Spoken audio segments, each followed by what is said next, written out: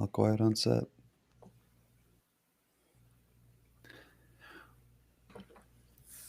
Once man accepted a simple truth. It's harmless phosphorescence.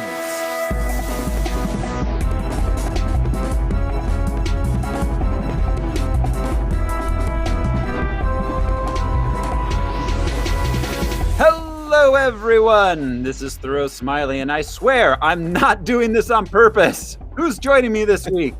I'm Josh Cece, and I'm in the hottest band in Jotunheim. They might be frost giants. I'm Brian Lesh, and my eyebrows are bleached and ready for action. I'm Alaric Weber, god of tedium and useless factoids. This is Harmless Phosphorescence. It's the podcast where we watch every theatrically released, full-length, live-action superhero movie ever made. We gather some material about the production. You were so resigned. Sorry. I just said, like, oh my God, we're really doing this still?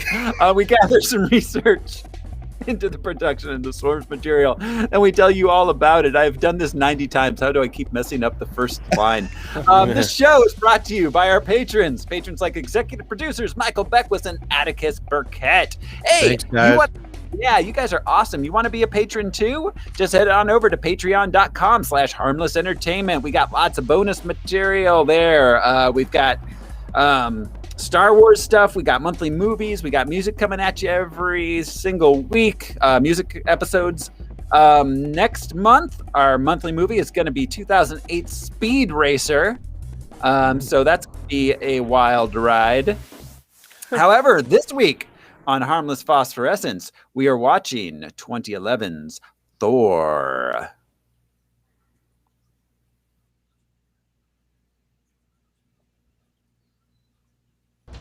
It's not easy to do what you did. You made my men look like a bunch of minimum wage mall cops. That's hurtful. Would you like to tell me where you received your training? Afghanistan? Chechnya? Who are you?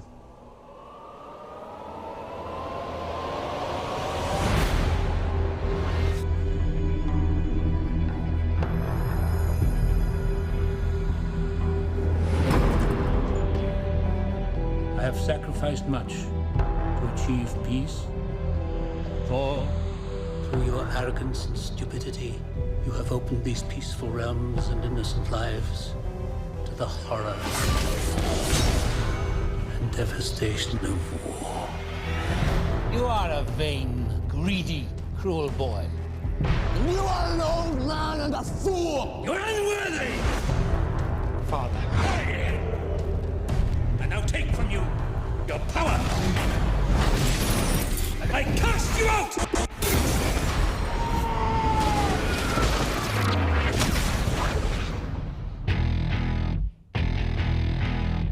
Please open your eyes. Oh no, this is Earth, isn't it? Where did it come from? Your ancestors called it magic. And you call it science. I come from a place where they're one and the same.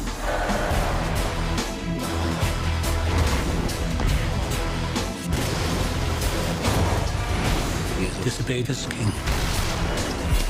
His fate is in his own hands now.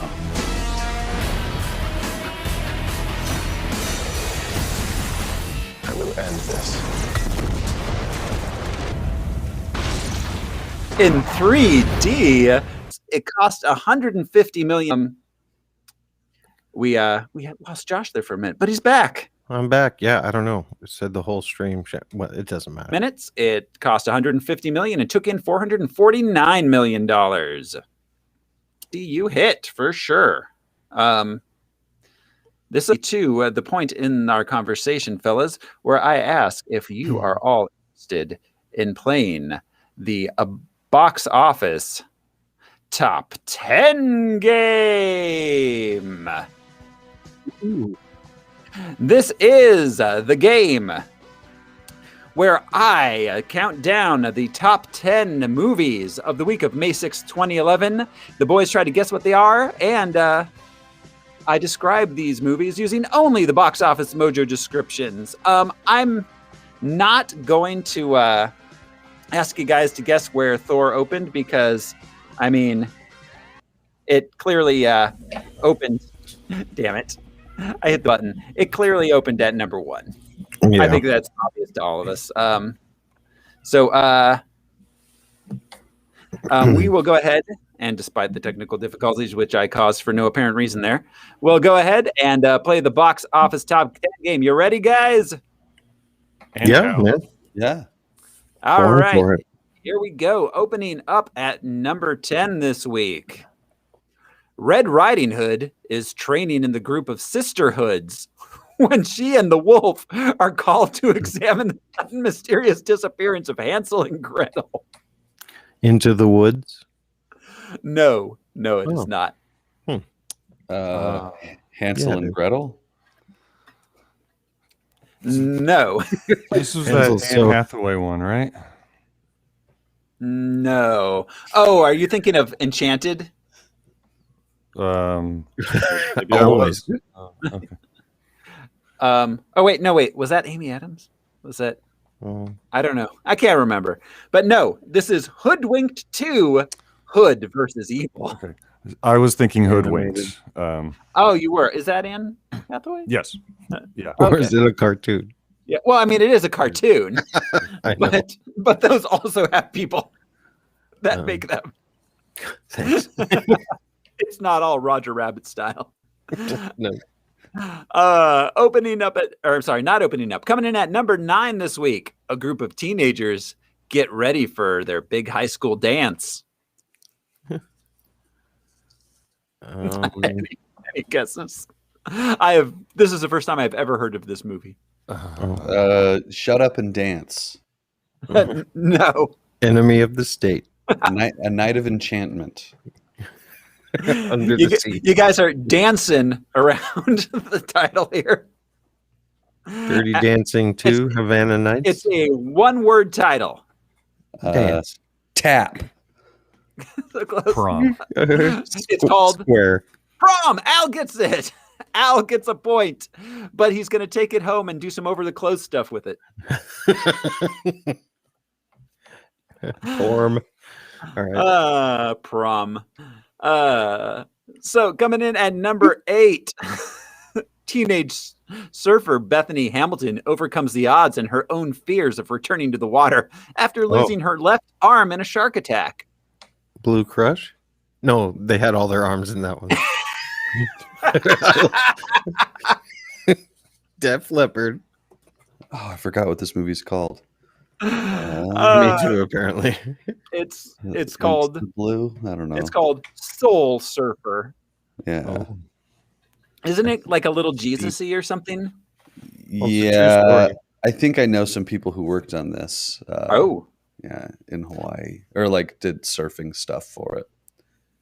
That was a long time ago. Yeah. Who was that? Who's the blonde that's in that? She became famous afterwards, but I can't make it out from the tiny picture. I don't know.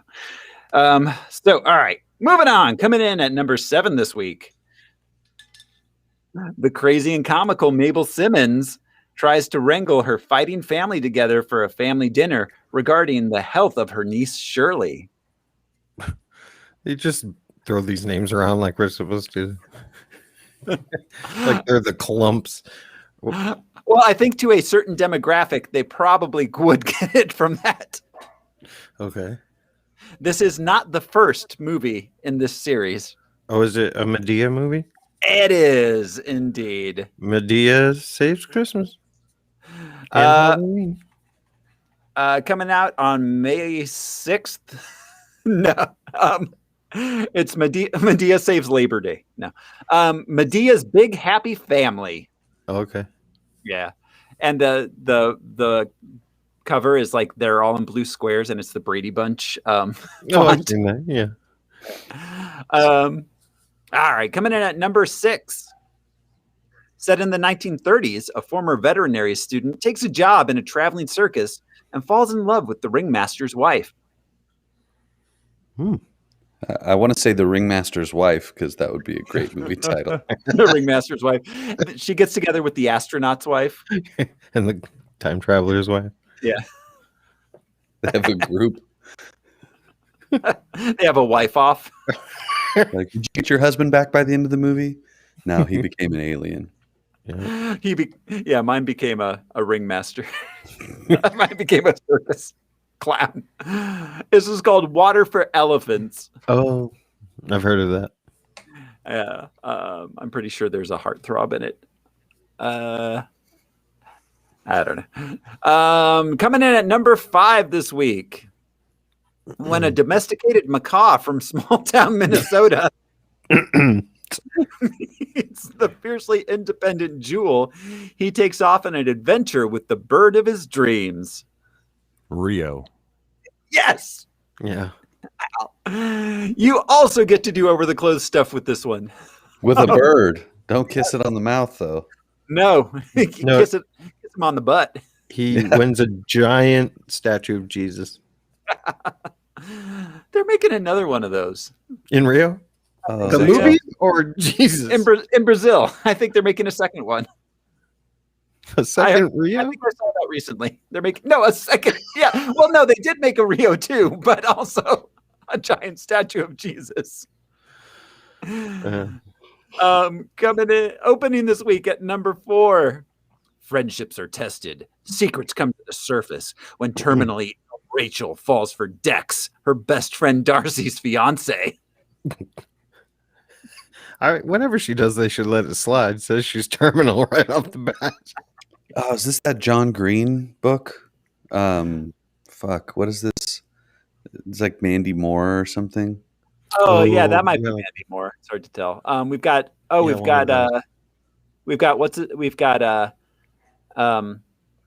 John Krasinski in it. Looks is it like The Thought of Our Stars or no. Yeah, The Fault in Our Stars is no. It is not that. Okay. She's not terminal. She's terminally single. Oh, that is some dramatic language. Yeah, for real. Like, your son is dead, tired, so he needs to rest. This is a lighthearted rom-com. It's called Something Borrowed. Oh. Also opening this week at number 3. 2 very different families converge on Martha's Vineyard one weekend for a wedding. Wow. Chappaquiddick. Chappaquiddick too. The Chappaquiddicking. You better Chappaquid it. Damn. I mean, even if the Thor sucked, it was definitely going to be the best movie this week. Right. Wow. We got Mike Epps and Angela Bassett in this. It's called Jumping the Broom. I have no idea what that means. No idea. But coming in at number 2, Dominic Toretto and his crew plan a massive heist to buy their freedom while the sights of a powerful Brazilian drug lord and a dangerous federal agent. Rio. This was Fast 5. Oh, so the name probably did mean something to people. Yes, Dominic Toretto. Yeah, is a character people wouldn't know.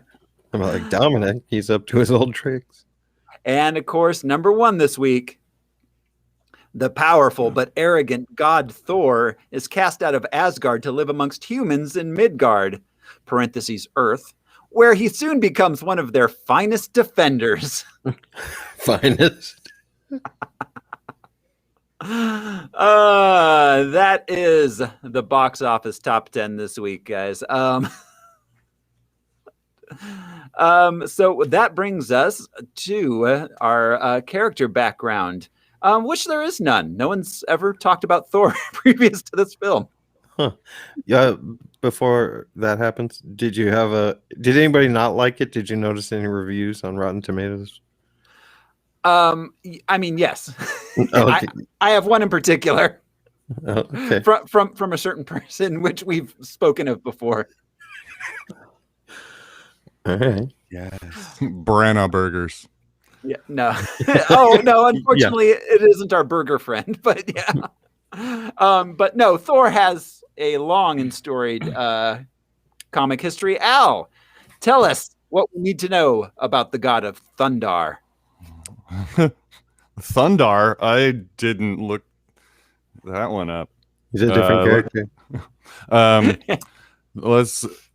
the god of thunder, Thor Odinson, is a Marvel Comics superhero based on the Norse deity of the same name.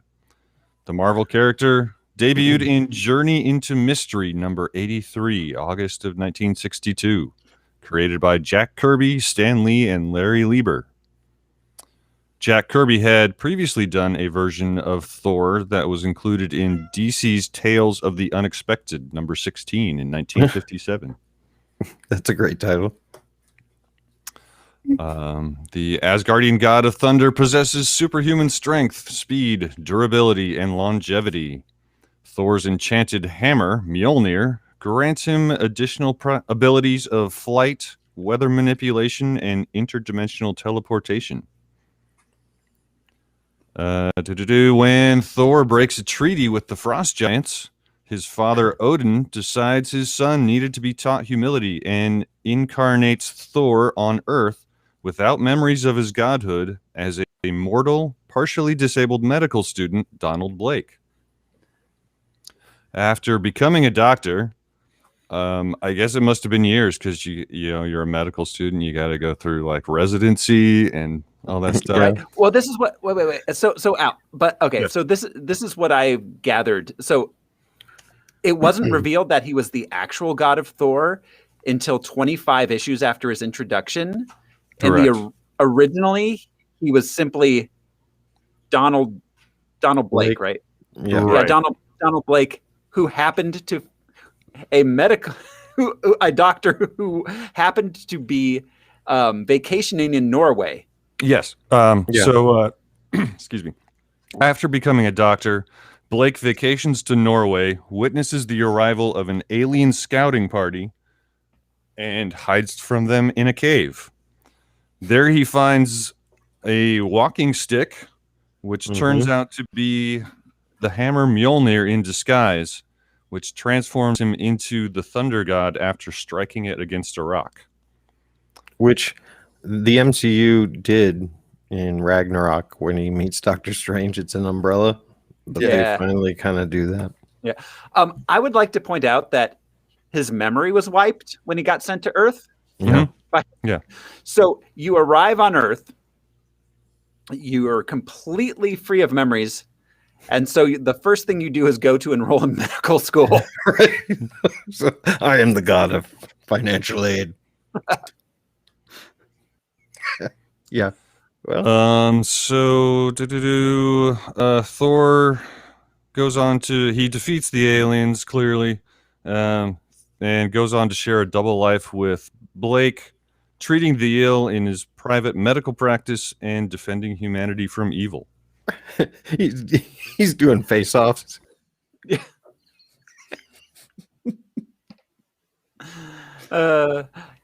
Thor. Donald Blake was the inventor of face-off technology.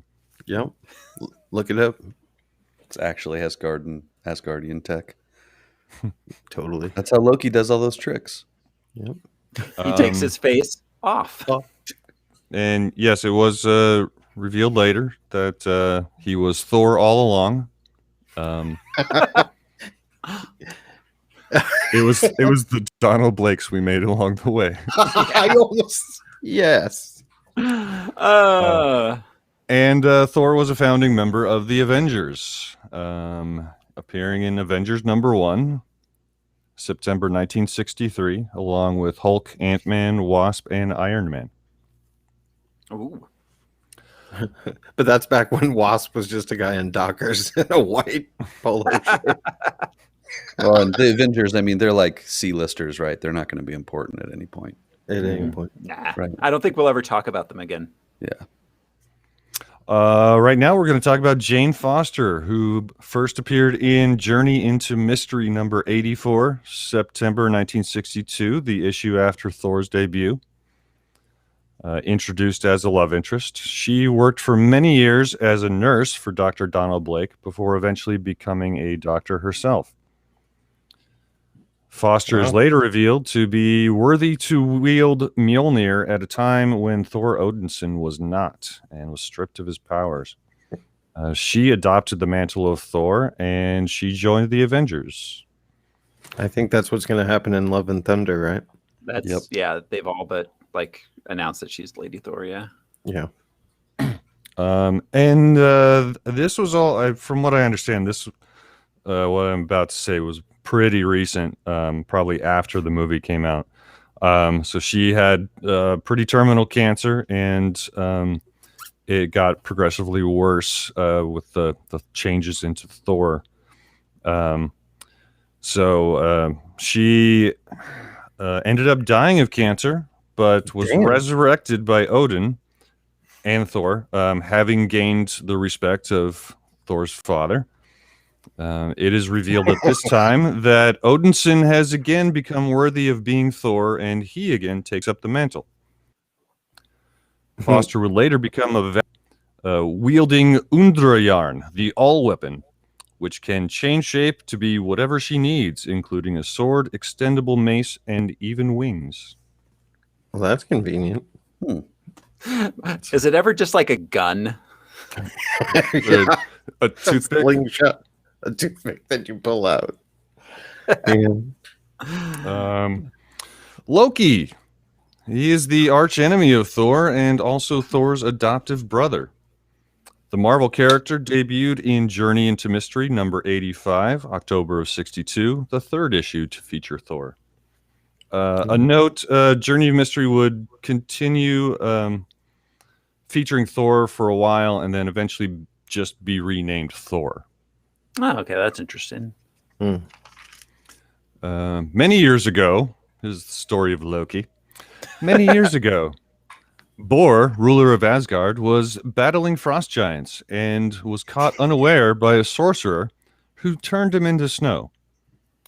Bor was found by his son Odin as he was blowing away, begging Odin to save him, but Odin made no attempt to save his father. Later pops. I'm out of here. Bor cursed Odin, saying he would take in the son of a fallen king and raise it as his own. About a week later, Odin led the Asgardians into battle with the frost giants and killed Laufey. About a week later. Yeah. I don't even think it was a full week. Around like, the Asgardians. Someday. About a week later. Battled the frost giants, killed Laufey, their king. He found a small Asgardian-sized child, Loki, son of Laufey, who had been hidden by Laufey due to his shame over his son's small size. That same thing happened to me, but it was never mind. Laufey was not a very intimidating name. It sounds like Cousin Leary's cousin. Or like a regional children's program. Laufey says, "Eat your bean." Exactly.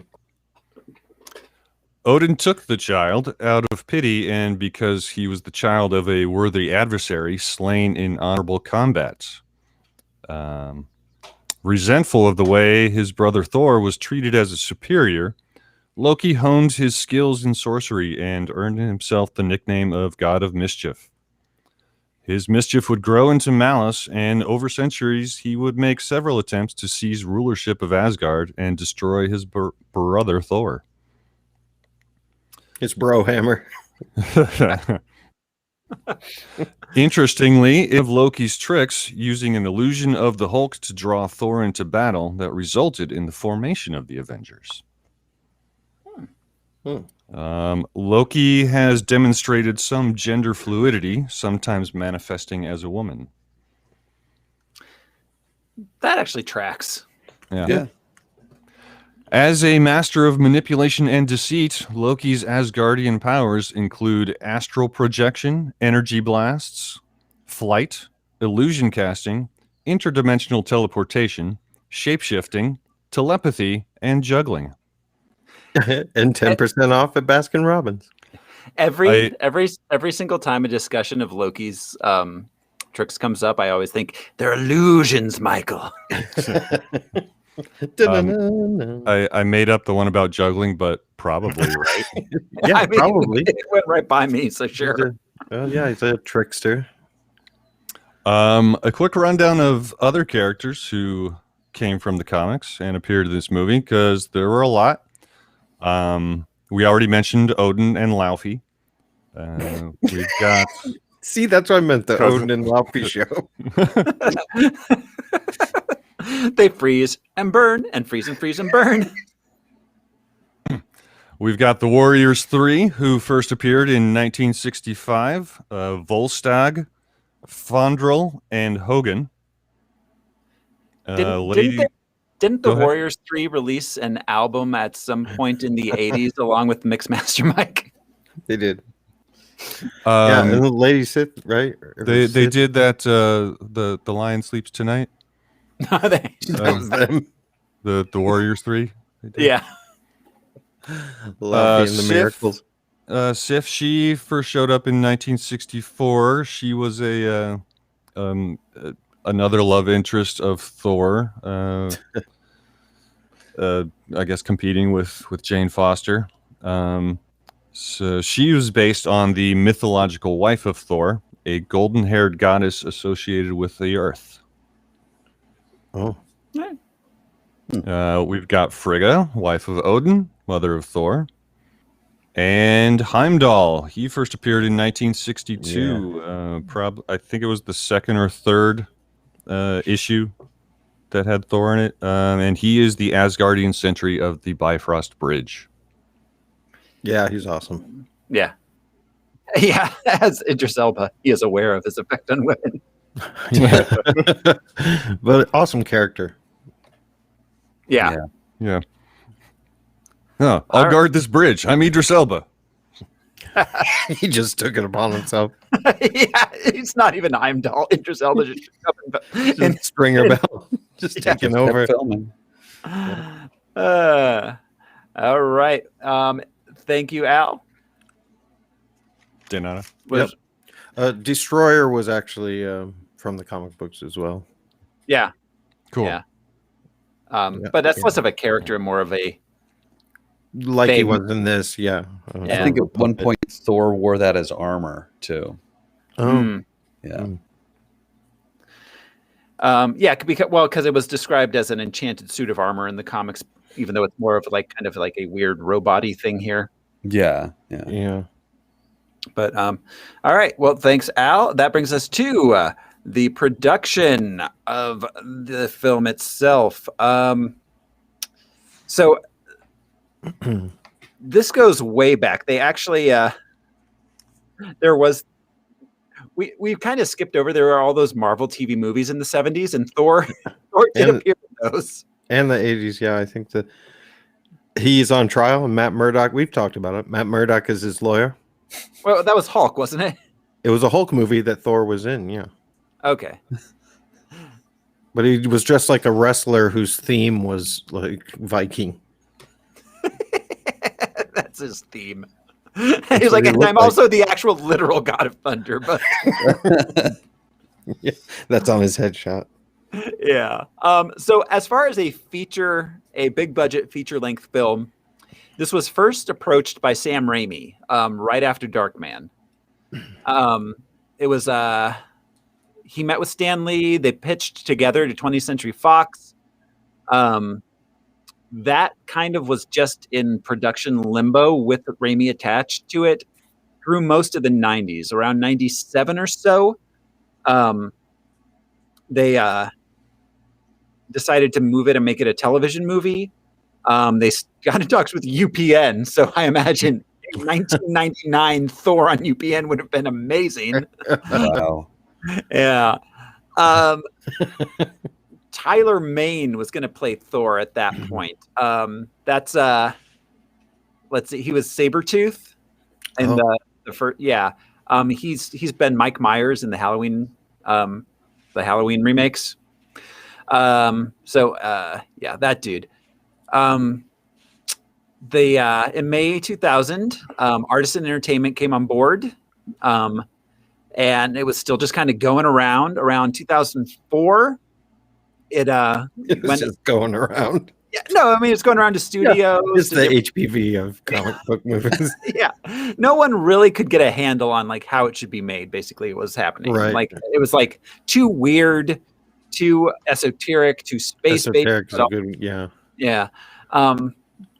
At that point, David Goyer was brought in to write and direct. We've discussed him numerous times on this podcast. Then around 2005, Goyer dropped out. He was in it for about a year. At that point, Mark Protozovich agreed to write a script for it. And it went to Paramount at that point. Then at that point, Marvel Studios said that they were going to make it, although still with Paramount, because at this point, Disney doesn't own Marvel Studios yet. Mm-hmm. So from 2007, it just started getting rewritten a bunch. Marvel hired Matt Vaughn to direct. He dropped out around 2009, at which point they went into talks with Guillermo del Toro. Guillermo del Toro dropped out to do The Hobbit, and they hired on Kenneth Branagh, who did direct the film. So Kenneth Branagh is known equally as a director and a writer, or a director and an actor, I mean. He's Mr. Shakespeare guy, for anyone who's unaware. He's been doing Shakespeare on the British stage since the 70s. Since the early 80s. The big ones was, of course, like Henry V in 1989, Much Ado About Nothing, which he also directed, Othello, 1996's Hamlet, which he also directed. Beckett? Yeah. Yeah. The dude really works. Let's see. He did Mary Shelley's Frankenstein. He directed Murder on the Orient Express. The 2014 Jack Ryan Shadow Recruit. He directed the 2020 Artemis Fowl Disney Plus film, which was awful. He's currently working on the Murder on the Orient Express sequel, Death on the Nile. For a guy that's like so Shakespearean, a lot of his movies that he directs aren't super great. It's kind of weird that he has such a great reputation when he makes so many movies that are like, yeah, that's a big special effects movie, all right. So yeah, Kenneth Branagh, the screenplay, we've got, so we've got five names attached to this screenplay. It went through basically 5 different drafts that all had enough in common that they had to give credits to 5 different people. Wow. So yeah, this is really, really stitched together Frankenstein screenplay. We got first Mark Protozovich, who his work was around the mid 2000s. He also worked on I Am Legend and Old Boy. J. Michael Strzinski. He did a lot of work on Babylon 5 and Sense8. He's the executor of Harlan Ellison's estate. Wow. Interesting. Yeah. Don Payne is a writer on this. We saw previously, we spoke about him. He was the writer for My Super Ex-Girlfriend and Fantastic Four: Rise of the Silver Surfer. Gasp. Yeah. Zach Stentz has a writing credit on this. Zach Stentz wrote Agent Cody Banks. And we'll see him again on X-Men First Class. He also, let's see, he was a writer and he did a lot of TV stuff. Terminator, the Sarah Connor Chronicles. He did a lot of writing on the Flash. Yeah, good for him. Yeah. So, Ashley Edward Miller, who seems to be the writing partner of Zach Stentz. He was also on Agent Cody Banks and X-Men First Class. So that they were a team at least. But yeah, a lot of different writers.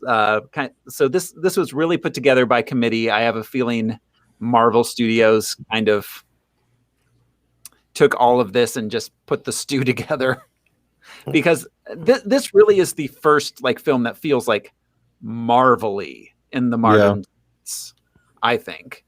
I agree.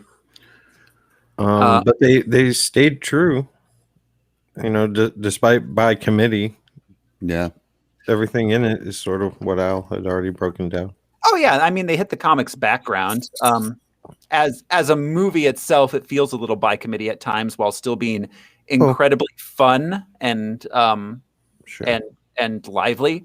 Yeah, which I think kind of is the Marvel brand. Yeah, like at least the Marvel Studios brand. I'm glad they found this plot line as opposed to going with the absolute like origin. The comics origin, like making him Donald Blake and turning him into like right. Yeah, Thor. that would have. I think seeing him as a doctor. That would have been a weird way to go. It would have been a bit much. Even weirder than the eyebrows. Yeah, but possible? Yeah, the explanation in this movie, made total sense. So yeah, I mean, true. Yeah, definitely true to the comics origins in a lot of ways. Our cast, Chris Hemsworth. This was, of course, his big breakout role, although he did work previous to this. He was in, he played Papa Kirk in the Star Trek reboot in 2009. Oh, that's right. Yeah. I just want to say that throughout the entire MCU so far, the largest character arc has been Chris Hemsworth and Thor. Absolutely. In my opinion. Oh, absolutely. He's done a fantastic job. Yeah, and I don't think they realized what they had on their hands in this film, because he's playing the traditional Thor. And where he ends up by like Endgame is like incredible. Right. But again, this is the brash young Thor, you know, like he's entitled to the throne. Yeah, absolutely. He was that way for a while. Yeah. So he had 3 films to his name prior to this. Star Trek, which was his debut, something called A Perfect Getaway, and something called Cash with the S as a dollar sign. In 2011, oh my God, he did Thor. And then in 2012, he was in The Avengers, Cabin in the Woods, Snow White and the Huntsman, and Red Dawn. Nice. So it's just like working after this. Of course, we got so a few people that were up for this role. Let's see. We had famously Tom Hiddleston. Yeah, Hiddleston. Yeah. Yes, Hiddleston read for it. Liam Hemsworth, Chris's brother, got turned down for it. We like your look. Yeah, do you have another one? Is there one like you? That's similar, but not the same. There's a number of them. They're half of Australia. Was it? Oh, in The Good Place, isn't there like another? Yeah, Hemsworth? Luke Hemsworth, I think, is who she dates. Yeah, there's as many Hemsworths as Skarsgards. Yeah, as Baldwins. Let's see. Then, of course, we've got Jane Foster is played by Natalie Portman, who we discussed on Harmless Midichlorians, our patron-only Star Wars series. She, of course, famously was Padme in Star Wars. The first place I ever saw her would have been Leon the Professional. Yeah. When she's brilliant. And Itsy Bitsy. Yeah, she is great. Having watched the prequels more times than I probably should watch movies I don't especially like. She I forget sometimes what a great actress she actually is. Yeah, she carries a lot of those. Yeah. She's really good in this role, a role that doesn't have a lot to it, to be honest. However, it passes the Bechdel, maybe the first time the MCU does. But do her and Darcy talk about something that's not Thor? I guess they talk a little science. Yeah. Okay. Yeah. And about Darcy's schooling. Yeah. Right. Yeah. Yeah. So good for them. A doctor. Yeah. Yeah. Well, to be fair though, they're both talking to Eric Selvig about the schooling, not to each other. I think they have a scene, but I could be wrong. We can move on. So all right.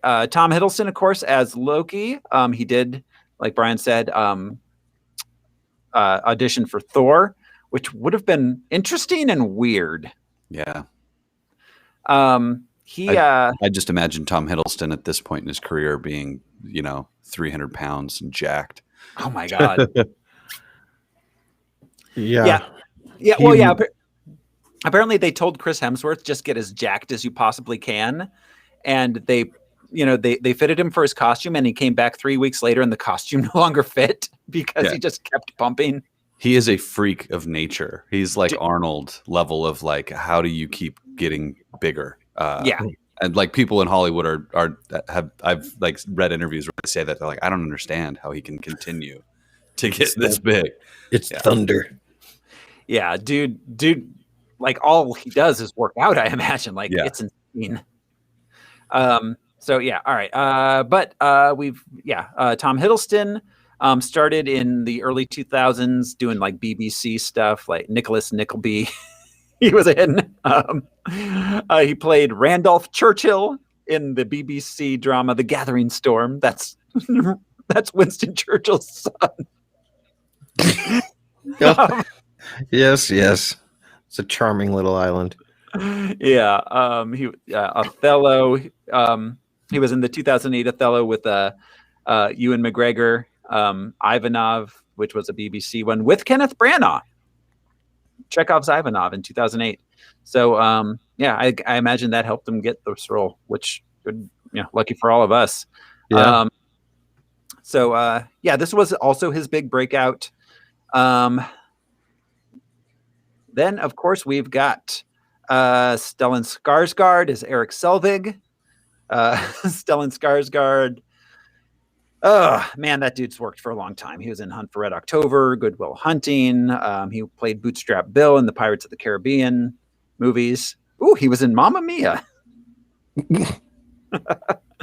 Girl with the Dragon Tattoo. Guy's in a lot of stuff. Colm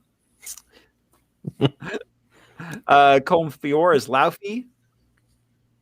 What? No, that was an actual actor. I suppose it had to be.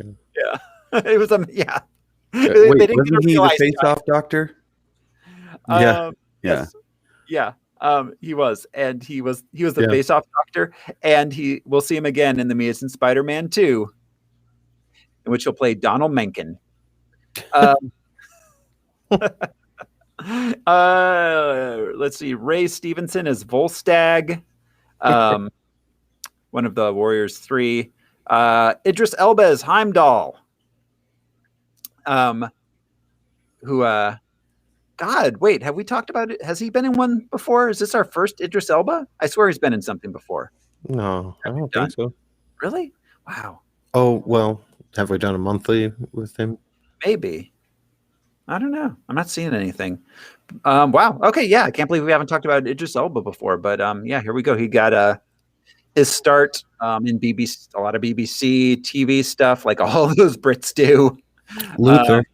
That was a good show. Then, yeah, Luther. Luther was like the one that made him kind of famous. Although the first place I probably saw him was in The Office. Oh, really? Yeah, wow. I didn't watch Luther when it was. What about The Wire? Luther and The Wire. Oh, The Wire! I forgot about The Wire. Taking notes on the criminal conspiracy. Yeah. Yeah. Okay. Yeah. The Wire. That would have been the one even prior to Luther. And yeah, since then he's been Idris Elba. Wow. Okay.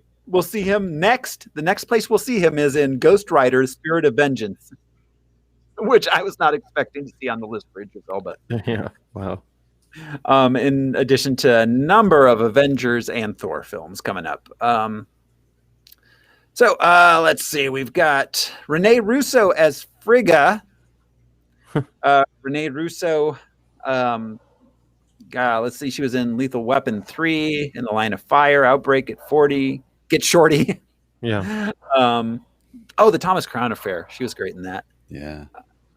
Kat Dennings as Darcy. We spoke about her recently in Defendor. She's always fun. Anthony Hopkins as Odin. This is our first time talking about Anthony Hopkins. The great Sir Anthony Hopkins. Yes, Sir Anthony Hopkins. Yeah, up there with Patrick Stewart and Ian McKellen, with our great like 70s and 80s like British Shakespearean actors who came to do superhero movies later in life. And who are all in. Yeah. Hopkins is another one of those actors. Doesn't matter if it's the Wolfman or Hannibal Lecter or... He's all in for this, though. Okay, but famously... So, all right, I saw an interview with him about this, and he said after he got fitted for his costume and saw the sets, he went back to his trailer and wrote in his script the letters NAR, which he then proceeded to tell the interviewer stood for no acting required. Yeah, I don't know. He fucking growls at Loki that one time and startled the shit out of me. I've seen that scene dozens of times and just still. Yeah. Yeah. Those are the choices the actor made, but he's still in it. I think he brings it this time, yeah. Like the way he says, you are a vain, cruel boy. Cruel. I'll just never forget. Just turning and growling. Yeah. He's an animal. I think he does a great job all the way up to Ragnarok.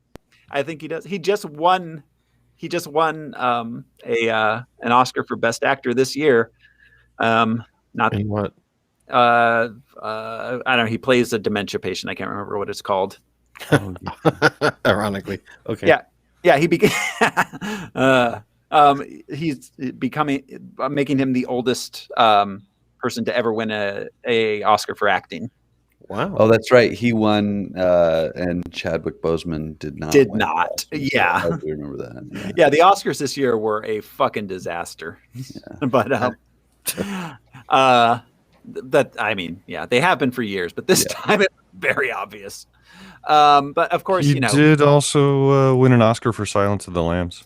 As I was about to say, yes, Silence of the Lambs. Yes, probably best known as Hannibal Lecter to an entire generation of people. He, of course, was the Elephant Man, or was in the Elephant Man. He didn't play the Elephant Man. Oh my God, he played. He was in Dracula, where he played Van Helsing. Van Helsing, yeah, and he was great. He had some bonkers lines. I'm kind of Bram Stoker's Dracula is one I'd love to do an episode on sometime. That one is terribly fun. Oh my God. Yeah. So I mean, but he'd been working since the mid 70s, but didn't really get famous until Silence of the Lambs. Yeah. I personally think possibly his best on-screen performance is still The Remains of the Day. For anybody that's into really slow British costume dramas, he's great. There is no shortage of them. No, there isn't. But that's one of the best. Going down the list here, there's so many people in this movie. It is insane. I'm going to say it totally wrong. Tanabo Asani as Hogan. Josh Dallas. That's the one I said wrong. I said Josh Dallas as Fandral. That's a much cooler version of me. Yeah. Jamie Alexander as Lady Sif. Additionally, we got Clark Gregg coming back as Phil Coulson. Maximiliano Hernandez appearing as Agent Jasper Sitwell. He will famously, spoilers, be revealed as a Hydra agent. Yes. And let's see, rounding out the cast here, Adriana Barraza as the diner owner, Isaac Cappy as a pet store clerk, Stan Lee of course, as a truck driver. Yep. That brings us to the reviews. This movie there's is one other person. Oh, go ahead, Al. Oh, I'm sorry if I missed it. Did you mention Jamie Alexander as Sif? I did, yeah. Okay. He did. Yeah. And Samuel L., right? Sammy Jackson, yes. In the Is that our first? No. No. Iron Man. Iron Man. Yeah, sorry. Was the first Nick Fury. Samuel Jackson, our first. It's been a while for him. He was in Unbreakable, first time we saw him for the show. So this has 77% on Rotten Tomatoes. Roger Ebert of the Chicago Sun-Times writes, Thor is a failure as a movie, but a success as marketing. An illustration of the ancient carnival tactic of telling the rubes anything to get them into the tent. Yeah, yes. That's right. Has he ever had fun? Ever? Well, it was Star Wars. He loves Star Wars. And he had fun with Face Off. Yeah. Yes, he was so tickled pink by Face Off. That entire review for Face Off, he was practically giggling. Yeah. But he did not like Thor. 70% on Rotten Tomatoes. As a superhero movie, I feel like it's a solid A-. As a movie, I feel like it's probably a C+. Yeah, that's fair. Yeah. But yeah, anyways, that brings us to it, guys. Are you ready to jump into this thing? Thundar. I need a horse. My kingdom for a horse. Here we go. This is Thor. We open in Puente Antiguo, New Mexico. Scientists Jane Foster, Eric Selvig, and Darcy Lewis are watching for atmospheric disturbances. They spot a big one that looks like a lightning tornado. They drive their van towards it. When they arrive, though, Jane wrenches the wheel and hits a man. This is not the first time. Jane's driving will be suspect in this film. Did anyone look up Puente Antiguo in Spanish? No. Oh. It means old bridge. Yes, that's interesting. Just really quick, did they seem to have had multiple encounters with the Rainbow Bridge before this movie? Because they were like, oh, this match